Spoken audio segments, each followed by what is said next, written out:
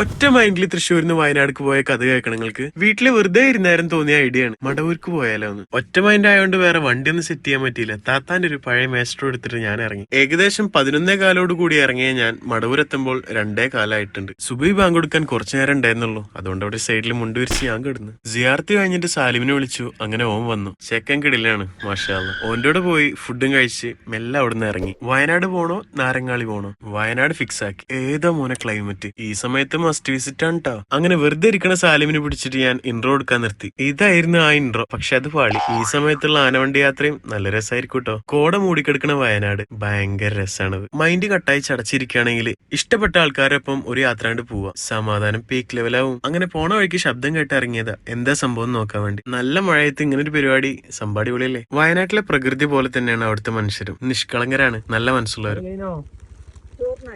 ഇനി കുറച്ച് ഫ്രെയിംസ് കാണിച്ചു തരാം. പിന്നെ ഒരു കാര്യം, വയനാട് ചുരത്തിൽ നിന്ന് നോക്കി കഴിഞ്ഞാൽ നോളജ് സിറ്റി കാണാം. എല്ലാവർക്കും പൊതുവെ അറിയുന്നതാണ്, എന്നാലും പറഞ്ഞെന്നുള്ളൂ. അവിടുന്ന് ഒരു ചായയും കുടിച്ച് ഞങ്ങൾ ഇറങ്ങായി. അങ്ങനെ പോണ വഴിക്ക് സാലിമിനെ വീട്ടിലേക്ക്, ഞാൻ നേരെ നാട്ടിലേക്ക് തിരിച്ചു. ഇവിടുന്നാണ് ഇനി ഒറ്റമൈൻഡ് പാളാൻ പോകുന്നത്. സംഭവം എന്താ വെച്ച് കഴിഞ്ഞാൽ അവിടുന്ന് പോണ വഴിക്ക് വണ്ടി നിന്നു. കോഴിക്കോട് റോഡ് സൈഡില് ഞാനും എന്റെ വണ്ടി ഒറ്റക്കായി. പക്ഷെ പടച്ചോൻ കൈവിട്ടില്ല. മൂപ്പരായിട്ട് തന്നെ എനിക്കൊരു പിടിവള്ളി ഇട്ടെന്നു. പിടിവള്ളി എന്താന്നല്ലേ അത് അടുത്ത വ്ളോഗിൽ പറയാം ഇൻഷാ അല്ലാഹ്. അപ്പൊ പാർട്ട് 2 ഉണ്ടാവും. മഅസ്സലാമ.